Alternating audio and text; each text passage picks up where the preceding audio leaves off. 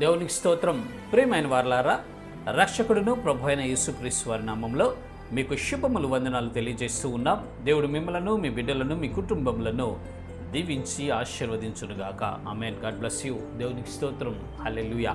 ప్రియమైన దేవుని పిల్లలారా, నువ్వు ఒక అపరాధంలో పడి ఉన్నావా? పాపంలో పడి ఉన్నావా? దేవుని మార్గంలో నువ్వు నడవక పడిపోయిన స్థితిలో నీవు ఉన్నావా? సహోదరి, సహోదరుడా, ఒక బలహీనత చేత బంధించబడి దేవునికి దుఃఖాన్ని, ఆయాసాన్ని పుట్టిస్తున్నావా? పదే పదే పదే ఒక పాపంలో పడిపోతూ దేవుణ్ణి దుఃఖంలోకి నెట్టివేస్తూ ఉన్నావా? సహోదరుడా, నీ జీవితాన్ని అంధకారంగాను, అగమ్య గోచరంగాను మార్చుకుంటూ నీ జీవితంను దుఃఖంలోకి నువ్వు నెట్టివేసుకొని ఉన్నావా? కొన్ని పరిస్థితులు, కొంతమంది వ్యక్తుల వల్ల, కొన్నిటి వలన నీకు విచారము, దుఃఖము, బాధలే కలుగుతున్నాయా?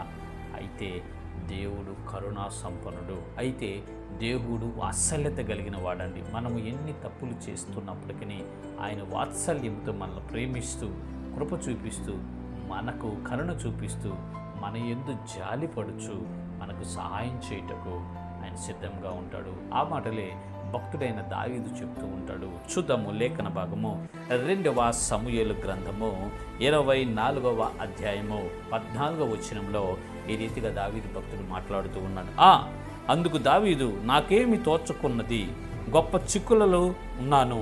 యెహోవా బహువాత్సల్యత గలవాడు గనుక మనుషుని చేతిలో పడకుండా యెహోవా చేతిలోనే పడుదునుగా కానీ గాదుతో అనెను.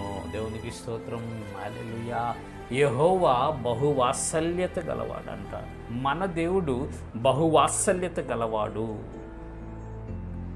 అక్కడ జరిగినటువంటి సందర్భం ఏంటంటే, దావీదు భక్తుడు ఒక అపరాధం చేశాడు. జనసంఖ్యను లెక్కించాడు. జనసంఖ్య లెక్కించినప్పుడు వారు ప్రాణ పరిక్రయధనము చెల్లించాలి. అది చెల్లించకపోవటం వల్ల వాళ్ళ మీదకి శిక్ష వచ్చింది, తెగులు వచ్చింది. 3 ఆప్షన్లు ఇచ్చాడు దేవుడు. ఆ 3 ఆప్షన్లో ఒకటి దేవుని చేతిలో పడటం, 2 మనుషుల చేతిలో పడటం. అప్పుడు దావీదు భక్తుడు ఏమంటున్నాడంటే, అయ్యా, ఈ మనుషుల చేతిలో పడి నేను నాశనం అయ్యే కంటే ఆ దేవుని చేతిలోనే పడి ఆయన చేత శిక్షణ ఉంది, ఆయన వేసే శిక్ష నేను భరించటం మేలు. ఎందుకంటే దేవుడు బహువాత్సల్యత గలవాడు అని ఆయన గురించి సాక్ష్యం ఇస్తున్నాడండి. ప్రియమైన ప్రజలారా, మనం అపరాధములు చేసినప్పుడు, పాపములు చేసినప్పుడు, దోషులమైనప్పుడు, దుర్మార్గంగా ప్రవర్తించినప్పుడు, అవిధేయులమును, అపవిత్రులమైనప్పుడు మనము దేవుని సన్నిధికి వెళ్ళి మోకరించి ప్రార్థన చేయాలండి. దేవా, పాపులమైన మమ్మల్ని క్షమించండి, అపరాధులమైన నన్ను క్షమించయ్యా, అపవిత్రుడైన నన్ను మన్నించు ప్రభువా.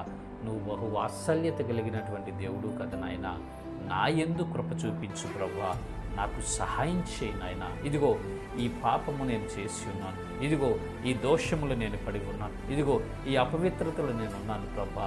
నా శరీరము నన్ను నాయన ప్రేరేపించి ఈ శరీర సంబంధమైన, భూ సంబంధమైన పాపమును నన్ను పడవేసింది ప్రభువా. నన్ను క్షమించి నాకు సహాయం చేయని ఎవరైతే యథార్థ హృదయం కలిగి దేవుని సన్నిధికి వెళ్ళి ఒప్పుకొని విడిచిపెడతారో వారు దేవుని యొక్క కనికరం పొందుకుంటారండి. ఎందుకంటే మన దేవుడు వాత్సల్యత కలిగిన వాడు. మన దేవుడు బహు వాత్సల్యత కలిగిన వాడండి. తండ్రి కుమారుని ప్రేమించినట్లుగా మనల్ని విడువక ప్రేమిస్తాడండి. ఈ భూలోకంలో తండ్రి అయినా మనల్ని విడనాడొచ్చేమో, కానీ పరమున ఉన్నటువంటి మన తండ్రి మనల్ని ఎప్పుడు విడిచిపెట్టడండి. ఎంతటి భ్రష్టులమై మనం తిరుగుతున్నప్పటికీ ప్రభువా ఆయన పాదాల చెంతపడి ఒప్పుకొని విడిచిపెట్టేసి మారు మనసు పొందితే ఆయన కృప చూపిస్తాడు. ఎందుకంటే ఆయన బహు వాత్సల్యత కలిగిన వాడు. ప్రియమైన ప్రజలారా, మీరు బద్ధకాల్లో, బలహీనతల్లో, అవిధేయతల్లో, పాపంలో ఉంటే ఈ దినమున మీ పాపములు, మీ దోషములు, మీ అవిధేయతలు, మీ అపవిత్రత అంతయు దేవుని సన్నిధిలో ఒప్పుకొని విడిచిపెట్టండి. దేవుని కనికరం పొందుకొని పరిశుద్ధ మార్గములో నడిపించబడండి. ఇటు కృప దేవుడు మనందరికీ కలుగు చేయగాక. ఆమేన్. God bless you. దేవునికి స్తోత్రం. హల్లెలూయా. Praise the lord.